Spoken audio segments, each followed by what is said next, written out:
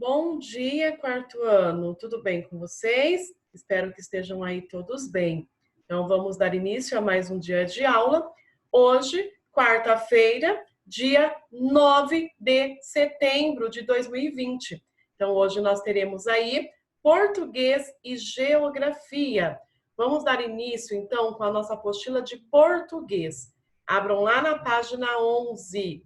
Nós iremos dar sequência ao conto que nós iniciamos em algumas aulas passadas, né? A gente está fazendo aí por etapas, daquele conto do menininho que estava vendo o avô, né? E o conto se chama Quando Fiz 7 Anos, lembra?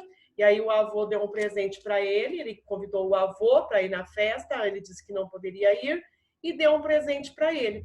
E ele deixou para abrir o presente em casa. Quando chegou em casa, era uma bússola, mas daí os pais dele informou ele, né, avisou ele que aquela bússola estava quebrada. E aí ele ficou muito bravo por ter ganho uma bússola e ainda quebrada. O que ele iria fazer com uma bússola quebrada? Então, lembra dessa história? Então, é sobre ela. Nós iremos dar sequência nesse conto, né? Quando fiz 7 anos. Então, vamos lá? A professora vai compartilhar aqui com vocês. Então, tá aí. Nós iremos fazer até a página 14, tá? Até a página 14. Então tá lá, exercício 12. O que o menino sentiu quando descobriu que o presente que havia ganhado do seu avô não funcionava?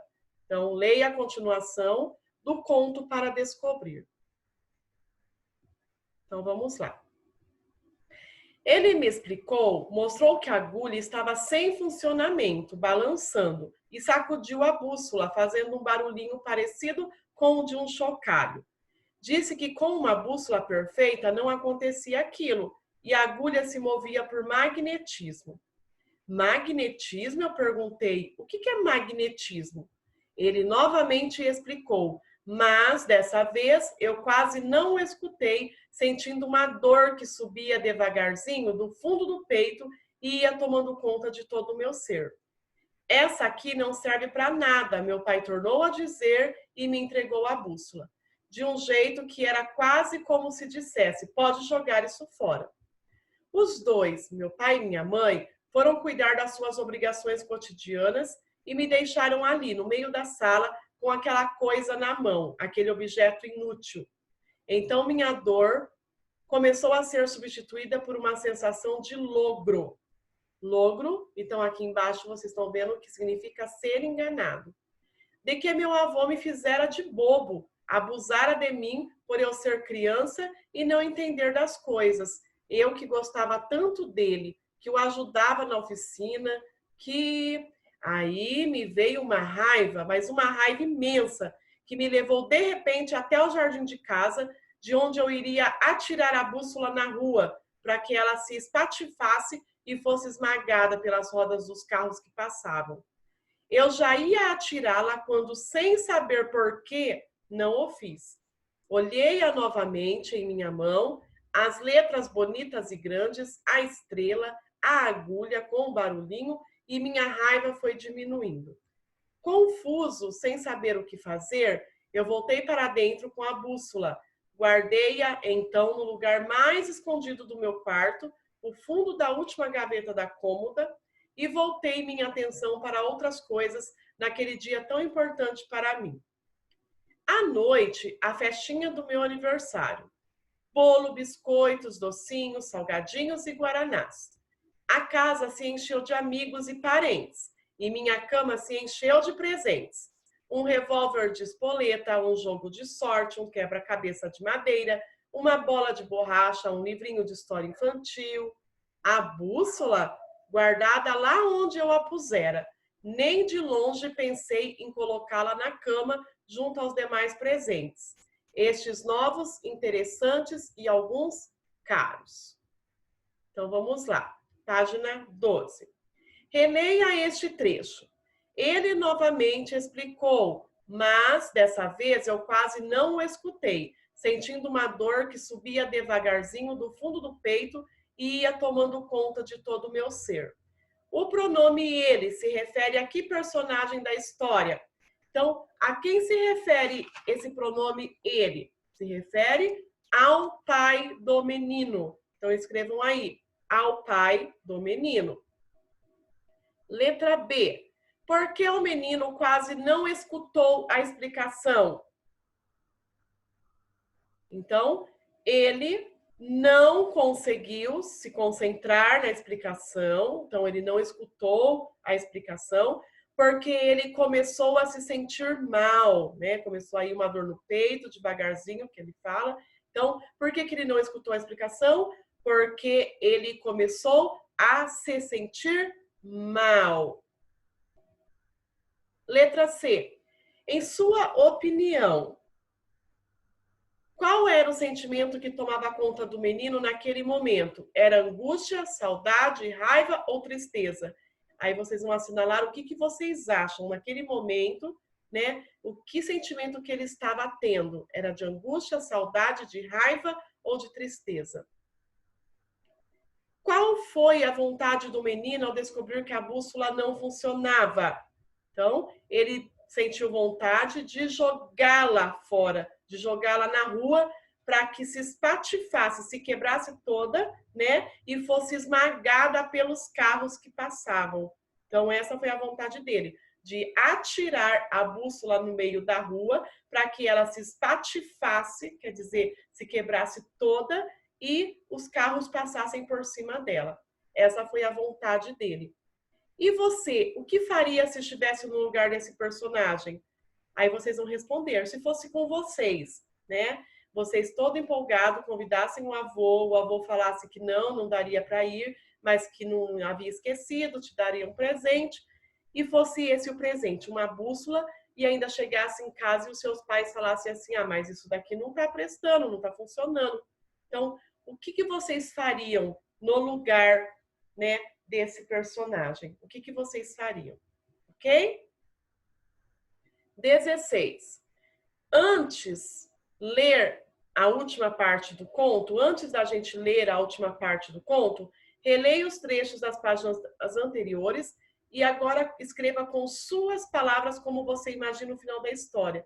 Então, de acordo com toda essa história que nós já lemos no conto, que a professora já contou resumidamente para vocês, como que vocês imaginam que vai ser o final da história? Vocês viram que ele sentiu muita raiva, que ele sentiu vontade de jogar fora no meio da rua para que os carros passassem por cima e acabassem com a bússola, mas ele não fez, ele guardou lá no fundo da gaveta, né? Bem guardadinho, bem guardado. Mas, tipo, ele não queria nem ver a bússola. E aí? O que vocês acham para o final dessa história? Então, vocês vão imaginar aí um final e vão escrever aqui para mim no 16, tá? O final dessa história, certo? Então, vamos lá, continuando.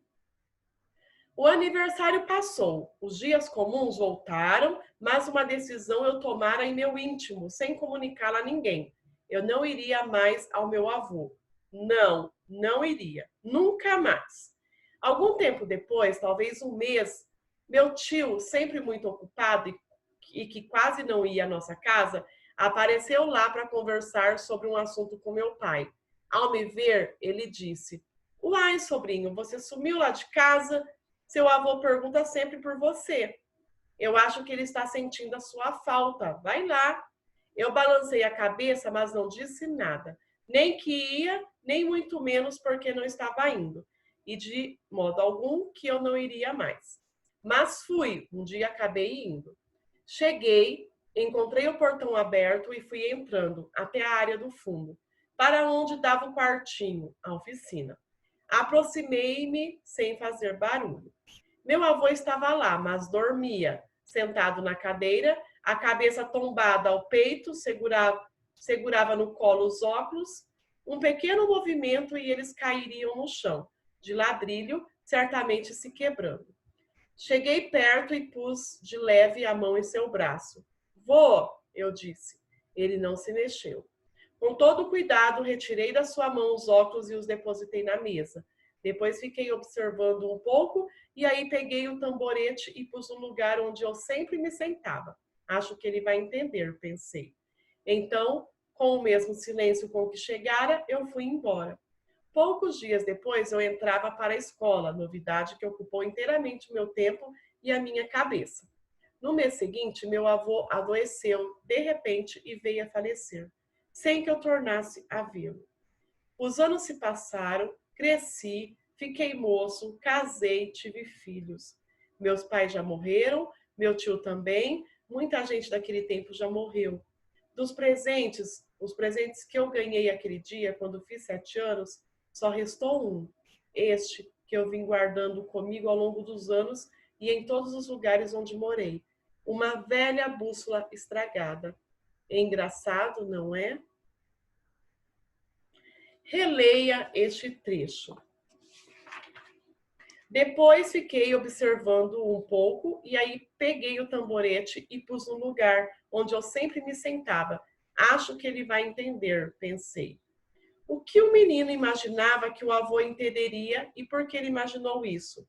Então, ele concluiu que colocando o tamborete onde ele sempre colocava, seu avô entenderia que ele estivera lá enquanto ele dormia. Então, vamos lá? O menino concluiu que, colocando o tamborete onde ele sempre colocava, o seu avô, ao acordar, entenderia que ele estivera lá enquanto dormia. Então, isso que ele imaginou, que o avô dele fosse acordar, ia ver o tamborete no mesmo lugar que ele sempre colocava quando ia visitá-lo, e aí ele ia entender que ele havia passado por ali. 18. Porque entre todos os presentes, novos, interessantes, alguns caros, o narrador guardou apenas a bússola estragada.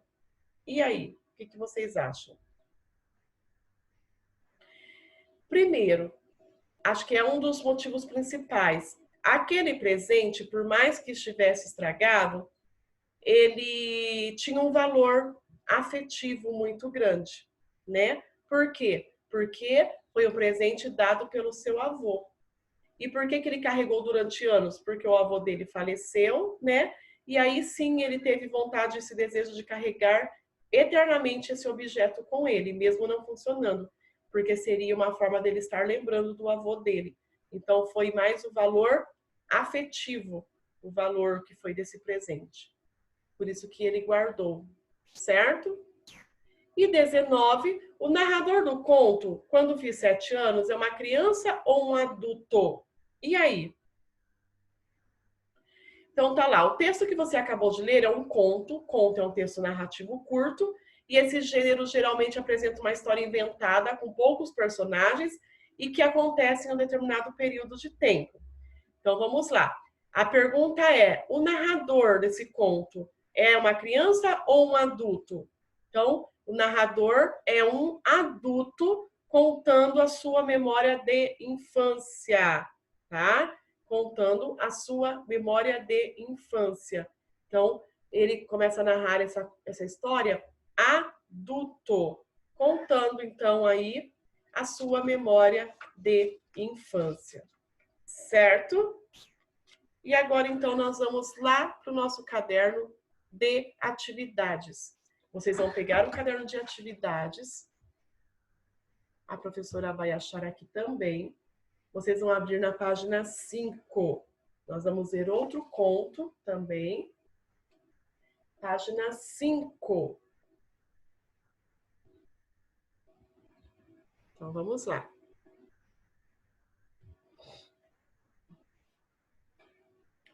Nós temos aí, quem se comunica descomplica. Nós temos aí outro conto. Então tá assim. Leiam um trecho do livro Carta Errante, Avó Atrapalhada, Menina Aniversariante, de Mirna Pinsky. Então vamos lá. Pedro Boné não saberia dizer quantos serões tinha feito por causa daquela carta, nem quantos telefonemas sem sucesso tinha dado. Começou a pensar que teria de se render e devolver a carta ao remetente, pois agora uma outra coisa começava a preocupá-lo. Podia ser impressão sua, mas as palavras do envelope pareciam estar clareando. E logo agora que tinha localizado o amigo de um amigo do dono do restaurante ao lado do correio, que já tinha estado em Israel e talvez pudesse ajudar a ler o nome da cidade. Tinha que se apressar, e mais tarde, naquela noite fria, de começo de junho, resolveu seguir uma última pista, num prédio no Cambuci, não no primeiro nem no 10º andar, mas no 8º andar, do número 158 da Rua Independência. Uma garota atendeu a seu telefonema. Sem muita convicção, mas achando que talvez pudesse encontrar ajuda, perguntou se ela não conhecia alguma Luciana naquele prédio.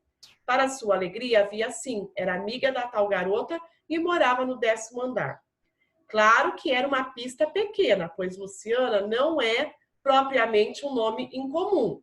Mas para Pedro Boné, ardente torcedor do Palmeiras e fervoroso Papai Noel das cartas perdidas, aquilo parecia um forte indício de estar se aproximando do final da busca. Como sempre lhe dizia seu chefe, torcer para o Palmeiras torna o sujeito um otimista irrecuperável. Assim, no sábado, estacionou seu carro na frente do prédio e tocou a campainha. Aguardou alguns minutos até o zelador acabar de atender uma senhora e se comunicar com ele pelo interfone. Teve algum trabalho em convencer o rapaz a deixá-lo entrar, pois aquela história de carta mal endereçada não parecia muito convincente. Acabou subindo no elevador atulhado com 2 malas, uma sacola e uma gaiola de passarinho que a senhora carregava. Como iam para o mesmo andar, Pedro Boné retirou as malas enquanto ela segurava o elevador. Uma porta se abriu e apareceu uma garota moreninha, magrinha, com uma porção de sardas no nariz. Ela é exatamente como imaginei, pensou Pedro. Mas a menina não parecia estar esperando por ele, pois pulou no pescoço da velha senhora gritando: "Vovó, vovó, que bom que você chegou." A velha senhora piscou um olho e disse: "Surpresa para todo mundo, só você ficou sabendo quando recebeu minha carta, não é, minha linda netinha?" E sapecou-lhe 2 beijos. "Acho que não sabia não", disse Pedro, enquanto as duas se perguntavam mutuamente: quem é ele? "E o que faz com minha carta na mão?" ainda juntou a senhora. Vovó Lia olhou o envelope que lhe estendia, com o endereço do remetente quase apagado, e falou: "Puxa, escrevi esta carta em abril, que correio demorado. Eu sempre digo para sua mãe que é mais rápido levar as notícias pessoalmente."